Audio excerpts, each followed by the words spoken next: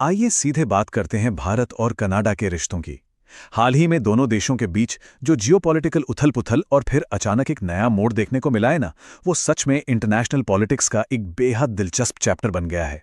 इस एक्सप्लेनर में हम इसी बदलती हुई डायनामिक्स को डिकोड करेंगे। तो बिना कोई टाइम वेस्ट किए चलिए सीधे इस अहम टॉपिक के अंदर चलते हैं। तो आज हम 6 मेन पॉइंट्स कवर करने वाले हैं।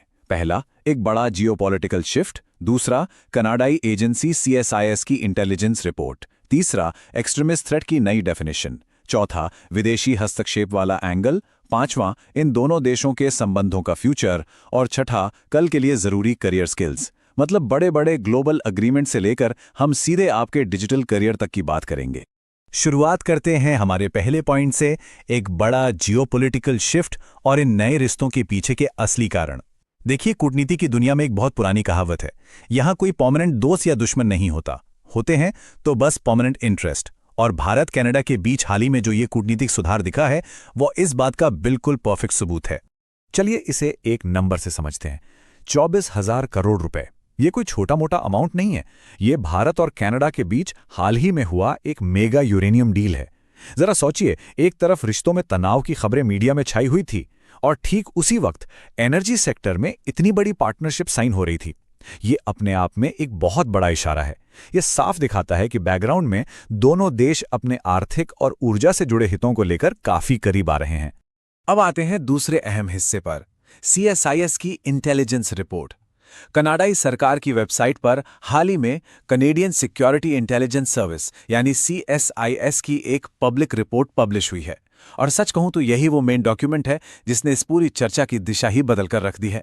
इस रिपोर्ट को अगर आप ध्यान से देखें तो इसमें खालिस्तान मुद्दे का साफ तौर पर 7 बार जिक्र किया गया है। 7 बार। यह सिर्फ एक रैंडम नंबर नहीं है, बल्कि कनाडा की सिक्योरिटी प्रायोरिटीज में आए एक बहुत बड़े शिफ्ट का सीधा संकेत है। डॉक्यूमेंट का बार बार इस मुद्दे को हाईलाइट करना यह दिखाता है कि कनाडा अब भारत की खास चिंताओं और सेंसिटिविटी पर पहले से कहीं ज्यादा सीरियसली फोकस कर रहा है। इसके अलावा ये रिपोर्ट एक और बहुत ही हिस्टोरिक और दुखद घटना को ऑफिशियली रिकॉग्नाइज करती है। साल 2026 में एयर इंडिया फ्लाइट 182 बॉम्बिंग की 40वीं बरसी होगी। 1985 की उस भयानक त्रासदी में 329 लोगों की जान गई थी, जिनमें से ज्यादातर कनाडियन नागरिक थे। दिलचस्प बात यह है कि रिपोर्ट बहुत ही स्पष्ट रूप से संदिग्धों को एक्सट्रीमिस्ट एलिमेंट से जोड़ती है। दशकों तक इस मामले में जो एक पॉलिटिकल हिचकिचाहट दिखती थी ना, उसके बिल्कुल उलट ये नया ऑफिशियल स्टैंड सच में एक बहुत बड़ा बदलाव है। चलिए अब बढ़ते हैं तीसरे पॉइंट की तरफ, चरमपंथी खतरे की डेफिनेशन और सरकार के नए एक्रोनिम्स को डिकोड करना। कनाडा इंटेलिजेंस एजेंसियों ने इन उभरते हुए खतरों को कैटेगराइज करने के लिए कुछ बहुत ही स्पेसिफिक टर्म्स का इस्तेमाल शुरू कर दिया है। आइए देखते हैं ये टर्म्स आखिर हैं क्या। पहला इंपॉर्टेंट टर्म जो सामने आता है वो है PMVE। इसका फुल फॉर्म है पॉलिटिकली मोटिवेटेड वायलेंट एक्सट्रीमिज्म, यानी राजनीति से प्रेरित हिंसक चरमपंथ। आसान भाषा में कहें तो ये खतरे की एक बहुत ही प्राइमरी और ब्रॉड कैटेगरी है जिस पर कनाडा इंटेलिजेंस की कड़ी नजर है और वर्तमान सरकार इसके खिलाफ कुछ बड़े एक्शन लेने की पूरी प्लानिंग कर रही है। इसी के साथ तुरंत एक और नया ऑफिशियल एक्रोनिम जुड़ता है, CBK, यानी कनाडा बेस्ड खालिस्तानी एक्सट्रीमिस्ट्स। अगर हम इस सरकारी जार्गन को सिंपल वर्ड्स में डिकोड करें तो ये खासतौर पर एक ऐसे नेटवर्क की पहचान करता है जो सीधे तौर पर नेशनल सिक्योरिटी के लिए खतरा बन रहा है। इस तरह का स्पेसिफिक नाम देना ही अपने आप में ये साफ कर देता है कि इंटेलिजेंस सिस्टम अब किस खास ग्रुप पर अपना पूरा फोकस कर रहा है। अब जो बात मुझे इस रिपोर्ट में सबसे ज्यादा इंटरेस्टिंग लगी वो है इसका एक डायरेक्ट कोट। रिपोर्ट साफ साफ लिखती है कि कैसे कुछ तत्व अपने हिंसक चरमपंथी एजेंडे को बढ़ावा देने के लिए कनाडाई संस्थानों का फायदा उठाते हैं और अनजान कम्युनिटी मेंबर्स से फंड इकट्ठा करते हैं। ये वाकई सोचने वाली बात है कि कैसे आम और मासूम लोगों से इकट्ठा किए गए पैसे को चुपचाप हिंसक गतिविधियों की तरफ डाइवर्ट कर दिया जाता है। ये हमें लाता है हमारे चौथे सेक्शन पर, विदेशी हस्तक्षेप और ग्लोबल इंटेलिजेंस एक्टिविटीज को कनाडा किस तरह ग्रुप करता है। रिपोर्ट में फॉरेन इंटरफेरेंस यानी विदेशी हस्तक्षेप को लेकर एक बहुत ही क्रूशियल बात कही गई है जो कनाडा का दुनिया को देखने का नजरिया क्लियर करती है। देखिए, रिपोर्ट एक बहुत ही क्लियर डिस्टिंक्शन या यूं कहें कि एक बारीक लाइन ड्रॉ करती है। वो ये कि कनाडा में एक अलग राज्य के लिए शांतिपूर्ण और नॉन वायलेंट वकालत करने को वहां की अथॉरिटीज एक्सट्रीमिज्म या चरमपंथ नहीं मानती हैं। रिपोर्ट साफ करती है कि सिर्फ वही छोटे गुट जो मुख्य रूप से भारत में हिंसा की प्लानिंग करते हैं और उसे फंड करते हैं, सिर्फ वही इस एक्सट्रीमिस्ट लेबल के अंडर आते हैं।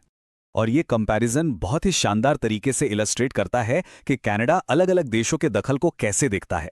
एक तरफ चीन है, जिस पर जासूसी के बहुत बड़े और ब्रॉड आरोप हैं, जैसे क्लासिफाइड एक्सेस वाले कनाडियन नागरिकों को रिक्रूट करने के लिए फेक जॉब एड पोस्ट करना। वहीं दूसरी तरफ भारत पर जो आरोप हैं, वो मुख्य रूप से 2023 की एक स्पेसिफिक घटना तक ही लिमिटेड हैं। तो आप देख सकते हैं कि कनाडा के लिए चीन का जासूसी का दायरा कितना व्यापक है, जबकि भारत के मामले में यह बस एक सिंगल इशू पर फोकस्ड है। खैर, कूटनीतिक तनाव से थोड़ा आगे बढ़ते हैं। सेक्शन 5 द्विपक्षीय संबंधों का भविष्य, एनर्जी, ट्रेड और अगले 10 सालों का आउटलुक। अगर हम अगले 1 दशक की बात करें तो तमाम प्रेडिक्शंस ये बता रहे हैं कि भारत और कनाडा के रिश्ते काफी मजबूत हो सकते हैं और कनाडा आने वाले समय में भारत के लिए एक बहुत बड़ा एनर्जी प्रोवाइडर बनकर उभर सकता है। और इस पॉजिटिव आउटलुक को बैक करता है ये बहुत ही मैसिव नंबर, $50 बिलियन। ये दोनों देशों के बीच तय किया गया एक बहुत बड़ा बायलैटरल ट्रेड टारगेट है। अब शायद आप सोच रहे होंगे कि इस ग्लोबल डिप्लोमेसी से हमारा क्या लेना देना। तो देखिए, ये असल में ग्लोबल लेवल की बातों को सीधे तौर पर हमारे डिजिटल स्किल्स की बढ़ती डिमांड से जोड़ता है। इतना बड़ा ट्रेड होगा तो जाहिर है नए जॉब्स की डिमांड भी रॉकेट की तरह ऊपर जाएगी, जो हमें सीधे हमारे छठे और आखिरी सेक्शन पर ले आता है, करियर स्किल्स फॉर टुमारो। अभी हमने जिस $50 बिलियन के ट्रेड टारगेट की बात की, आइए समझते हैं कि वो ग्राउंड लेवल पर कैसे बेहतरीन जॉब अपॉर्चुनिटीज में बदलता है। चलिए इसे थोड़ा और बिल्ड करते हैं। आज की तेजी से बदलती इस मॉडर्न डिजिटल इकोनॉमी को जो प्रोफाइल सच में ड्राइव कर रही हैं, वो है ये new age jobs. Data analyst, cyber security, business analytics और डेटा साइंस। जैसे जैसे दुनिया में डेटा और डिजिटल सिक्योरिटी अहम होती जा रही है, इन फील्ड्स के एक्सपर्ट्स की डिमांड बस आसमान छू रही है। यही वो प्रोफाइल्स हैं जो असल में फ्यूचर प्रूफ हैं। फैक्ट्स और फिगर्स को देखने के बाद आखिर में एक बहुत ही थॉट प्रोवोकिंग सवाल जहन में आता है, क्या ये मजबूत होते आर्थिक संबंध और दोनों देशों की साझा इंटेलिजेंस चिंताएं भारत कनाडा के जियोपॉलिटिकल रिश्ते को हमेशा के लिए फिर से परिभाषित कर सकती हैं? इसका पक्का जवाब तो वक्त ही देगा, लेकिन आज हमने जो डेटा और ट्रेंड्स देखे हैं वो पक्के तौर पर एक बहुत ही एक्साइटिंग फ्यूचर की तरफ इशारा करते हैं। इन बदलती हुई डायनामिक्स पर नजर रखना सच में बहुत दिलचस्प होगा।